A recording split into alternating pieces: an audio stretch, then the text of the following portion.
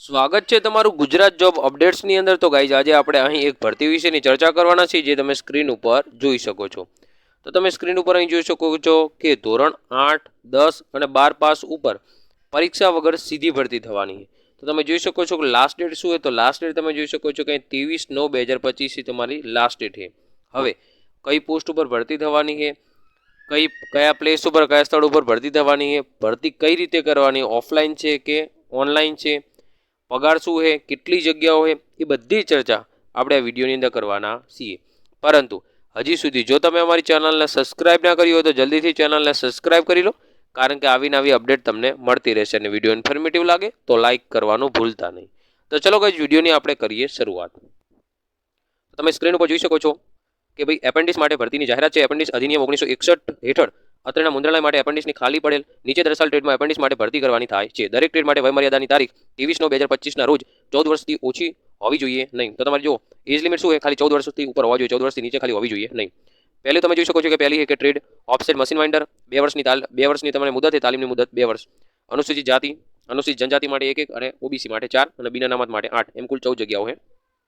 લાયકાત તમે જોઈ શકો છો કે એચએસસી ખાલી 10 પાસ હોવા જોઈએ। બીજા નંબરમાં તમે જોઈ શકો છો બુક બાઇન્ડર, એની પણ સેમ છે। અનુસૂચિત જાતિ માટે 2, જનજાતિ માટે 2, ઓબીસી માટે 8 અને બિન અનામત માટે 12 એમ કઈ ટોટલ 24 જગ્યાઓ છે। ધોરણ 8 પાસ તમારી લાયકાત હોવી જોઈએ। એના પછી તમે જોઈ શકો છો ત્રીજા નંબરમાં કે ડેસ્કટોપ પબ્લિશિંગ ઓપરેટર, એની પણ અહીં 24 માં હતી, એની જગ્યાએ 12 માં છે। અહીં તમે જોઈ શકો છો કે અહીં કોઈ વેકેન્સી નહીં, ખાલી ને ફક્ત બિન અનામત માટે ના, હા બિન અનામત માટે 2 અને કુલ ટોટલ 2 જગ્યાઓ, એટલે ફક્ત બિન અનામત માટે જ જગ્યાઓ છે। અહીં તમે જોઈ શકો છો કે આઈટીઆઈ કોર્સ કરેલો હોવો જોઈએ। બીજું તમે આગળ જોઈ શકો છો ચોથા નંબરમાં કે office operation executive back office માટે, અહીંયા પણ આના જેવું છે। તમે જોઈ શકો છો અહીં 00, અહીંયા તમે જોઈ શકો છો કે ઓબીસી માટે 3, બિન અનામત માટે 7 એમ ટોટલ 10 જગ્યાઓ છે। એમાં તમે 12 પાસ ક્વોલિફિકેશન હોવું જોઈએ।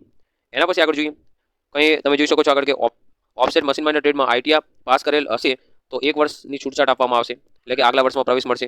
બીજા નંબરમાં તમે જોઈ શકો છો કે દરેક ઉમેદવારે આ વેબસાઇટ તમને આપેલી છે, એ વેબસાઇટ પર ફરજિયાત રજિસ્ટ્રેશન કરાવેલું હોવું જોઈએ। રજિસ્ટ્રેશન નંબર ફરજિયાત તમારા અરજીની ઉપર દર્શાવવાનો રહેશે। જો દર્શાવેલો નહીં હોય તો અરજી રિજેક્ટ થવાના ચાન્સીસ વધી જશે।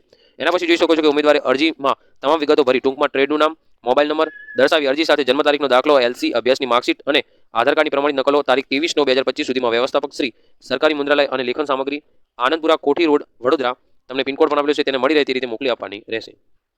એના પછી આગળ જોઈ શકો છો કે ઉમેદવારોએ એપેન્ડિક્સ અધિનિયમ 1961 મુજબ સરકારશ્રી દ્વારા નિયત કરેલ માસિક સ્ટાઇપેન્ડ ચૂકવવામાં આવશે। તાલીમ પૂર્ણ થશે તો આપોઆપ રદ ગણાશે, મતલબ કે જે સરકારે નક્કી કર્યું એ પ્રમાણે તમારો સ્ટાઇપેન્ડ ચૂકવવામાં આવશે। તો જે પણ કેન્ડિડેટને અહીં ઇન્ટરેસ્ટેડ હોય એ 23/9 પહેલા તમે જોઈ શકો છો કે અહીં લાસ્ટ ડેટ શું છે 23/9, તો 23/9 પહેલા તમારે અરજી કરવાની રહેશે અને આ અરજી ઓફલાઈન રહેશે। જે તમારે ખાસ જેટલું એડ્રેસ આપેલું હતું તમે સ્ક્રીન ઉપર નીચે તમે લાસ્ટમાં જોઈ શકો છો કે આ એડ્રેસ, તો આ એડ્રેસ ઉપર તમારે મોકલી આપવાનું રહેશે। તો આજ માટે બસ આટલી જ અપડેટ હતી। Thank you.